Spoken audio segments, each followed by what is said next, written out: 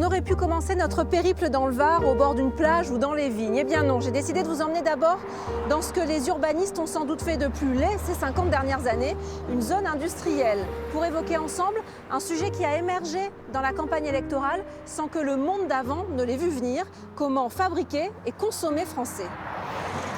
J'essaye le plus souvent de consommer français. Après, si c'est des vêtements, surtout si c'est des vêtements, je regarde pas trop. Ce que je mange, j'essaie de faire attention vu que je suis sportif. Moi, j'achète que du français aussi. Je suis peut-être la seule personne, mais j'achète aussi du français. Mais comment vous faites ? En fait, les marques fabriquent en France majoritairement. Il faut juste faire un choix stratégique et voilà. Et on ne paye pas plus cher. Vous regardez les étiquettes Oui. à chaque fois ? Oui. Parce qu'ici, français... C'est le cinéma, on allait voir un film français. Ah, donc voilà, c'est déjà ça. Consommer français, oui, tout ce qui est produit par contre, producteurs, tout ça, locaux, oui. Fruits, légumes, enfin oui.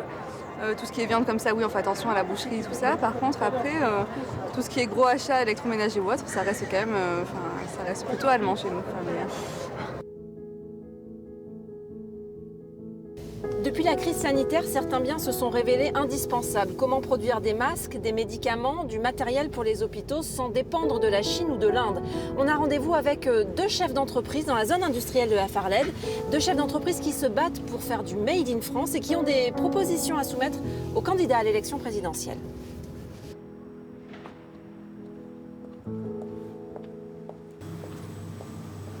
Bonjour Loïc. Bonjour. Merci de nous accueillir dans votre atelier. Là, vous êtes en pleine fabrication de masques, c'est ça? Exactement, là on s'apprête à passer à l'étape de la sublimation. Donc le papier, l'encre va se transformer en gaz pour s'accrocher sur le tissu et effectivement imprimer les devants des masques. Le tissu qui est 100% français. Exactement. Ça, c'est une conséquence directe de la crise sanitaire? Oui, on a encore la chance d'avoir quelques fabricants de tissus en France qui nous permettent de nous servir assez rapidement et de répondre aux demandes des clients pour la réalisation de ces masques. Plusieurs candidats à l'élection présidentielle là, proposent des plans d'investissement massifs dans l'industrie de plusieurs milliards d'euros, 25-30 milliards d'euros. Mais ils ne parlent pas forcément du textile. Est-ce que vous avez le sentiment que c'est une industrie qui est un peu oubliée? Ouais, malheureusement, parce qu'on s'est bien rendu compte justement avec la crise que c'était important d'avoir à proximité de la main-d'œuvre. Et c'est vrai que nous, on subit aussi cette pénurie un petit peu de main-d'œuvre, ce savoir-faire dans le textile qu'on essaye quand même de valoriser avec notre équipe ici. Est-ce que c'est un métier en France qui est en train de disparaître? Malheureusement, oui, c'est vrai qu'ici dans la région PACA, on ne trouve pas vraiment des mécaniciens en confection. Et c'est dommage parce qu'il y a beaucoup de demandes là, quand même. Donc, le problème est là.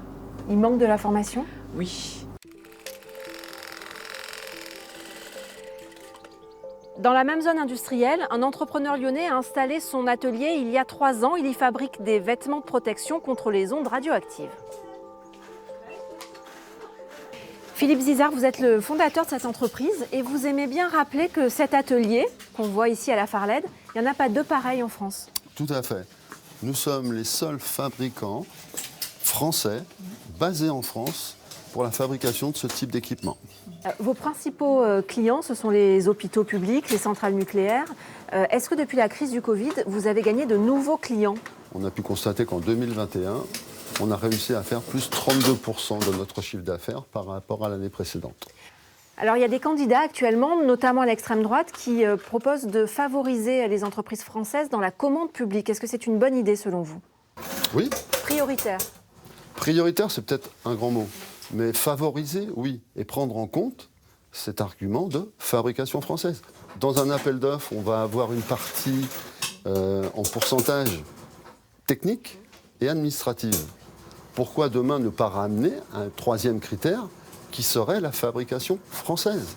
Et nous, ce que j'aimerais, c'est qu'aujourd'hui, les décisionnaires au sein des hôpitaux publics aillent plus vers le Made in France, fabriqué en France. Et pas seulement commercialisé, c'est ça? Exactement. Pas seulement commercialisé, mais vraiment fabriqué. Espérons qu'un candidat réfléchisse, pas forcément dans notre type d'activité, mais pour, je dirais, au niveau national, quelle que soit l'activité de l'entreprise, relancer ces entreprises françaises qui aujourd'hui créent des emplois j'ai toutes ces personnes qui sont varoises, à qui on peut offrir un emploi et pérenniser dans le futur, justement, l'entreprise pour qu'elle puisse continuer à travailler puis à faire vivre le Var.